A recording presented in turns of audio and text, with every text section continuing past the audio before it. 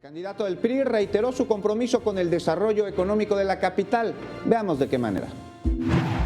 Miquel Arriola Peñalosa se reunió este jueves con emprendedores de la Ciudad de México. Durante un foro realizado en un hotel de la colonia tabacalera, se comprometió a facilitar la creación de empresas, así como fomentar el apoyo y financiamiento a los emprendedores de la capital del país.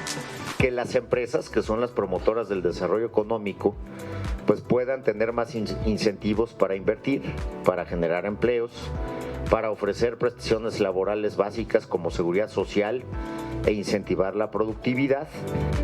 Aseguró que creará un portal digital para la apertura de empresas, reduciendo el costo y tiempo de los trámites hasta en un 83 y 63% respectivamente. Esto luego de señalar que actualmente en la Ciudad de México existe mucha burocracia para aperturar empresas con las que se podría mejorar la inversión. Tenemos a los empresarios llenos de trámites. Para abrir un restaurante en las 12 delegaciones hay que hacer 12 veces el mismo trámite, pero además nos acosan los verificadores.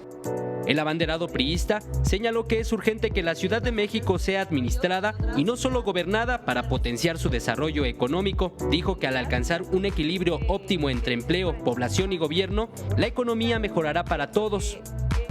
Este mismo jueves, Miquel Arriola Peñalosa recorrió calles de la delegación Coajimalpa, en donde saludó y conversó con vecinos y comerciantes a quienes les planteó sus propuestas en materia de seguridad, empleo, oportunidades y programas sociales. Ahí mismo, en Coajimalpa, visitó el pueblo originario de San Mateo Tlaltenango.